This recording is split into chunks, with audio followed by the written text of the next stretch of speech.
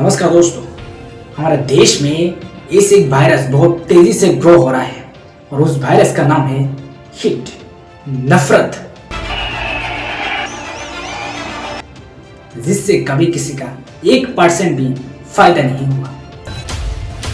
किसी का रिलीजन पर, लैंग्वेज पर, कास्ट पर गलत कमेंट करने का ट्रेंड बन चुका है।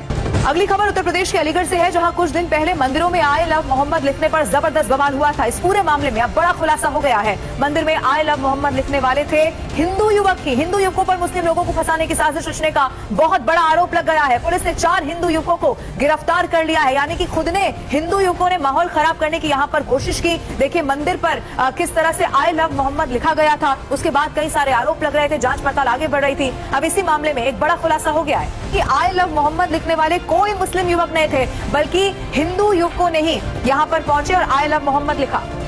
कोई हिंदू दिखाई दे तो उसे अंधभक्त कहना और कोई मुस्लिम दिखाई दे तो उसे बांग्लादेश और पाकिस्तानी कहना एक न्यू नॉर्मल बन चुका है। और ये जो हो रहा है ये सिर्फ सरकार की वजह से ही हो रहा है। मुझे तो ऐसा लग रहा है कि जात पात अगर तुमको देखने के लिए मिलेगा तो हमारे देश में ही देखने को मिलेगा। क्या ये सरकार का काम है? आप कहते हैं कि अगर एक हिंदू का खून बहेगा तो हम 10 मुसलमान का खून बहाएंगे। मुझे लगता है अगर एक हिंदू का खून बहेगा तो एक हिंदू के खून के बदले आने वाले समय में हम प्रशासन से एफआईआर दर्ज नहीं करवाएंगे, बल्कि कम से कम 10 ऐसे लोगों की हत्या उससे करवाएंगे जो लोग सरकार का फोकस कहाँ होना चाहिए? मंदिर पे, मस्जिद पे, हिंदू को ऊपर, मुस्लिमों को ऊपर। कभी कभी ऐसा भी बात सुनने के लिए मिलता है कि तुम हमको वोट दो, नहीं तो तुम्हारा जाति खतरे में आ जाएगा। चाहिए जात पात के ऊपर बातें करना, यही काम है सरकार का। सरकार का काम तो कहा स्कूल नहीं है वहां स्कूल बनाना, कहा हॉस्पिटल नहीं है हॉस्पिटल बनाना, कहा हॉस्पिटल खराब है उसको डेवलप करना। अभी भी मेरा बात नहीं बोल रहा हूँ, हमारा गाँव में यदि हमारा जगह में अभी भी फुल फैसिलिटी वाला एक अच्छा हॉस्पिटल नहीं है।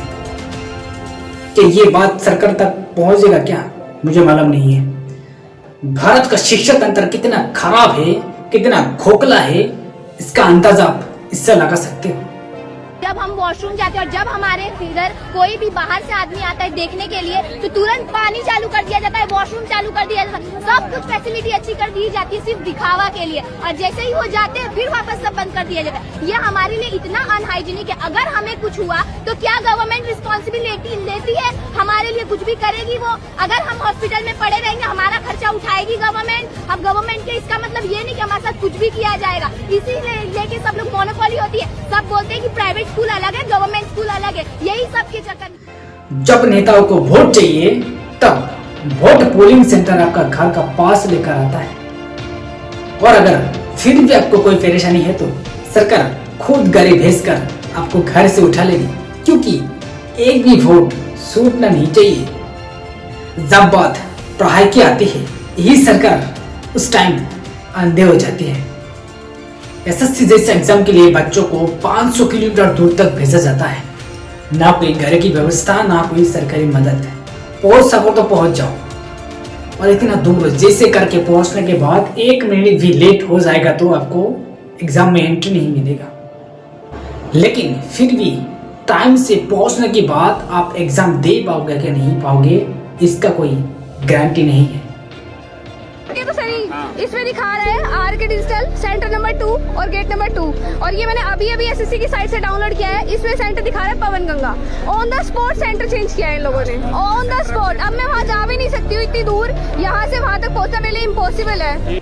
कहीं सर्वर डाउन दिखाएगा और कहीं बायोमेट्रिक फेल, और कहीं तो एग्जाम ही कैंसिल कर दिया जाता है। यही है हमारा देश का सिस्टम। और अगर आप इस सिस्टम का बारे में आवाज उठाओगी तो तुमको लाठी चार्ज मिलेगा।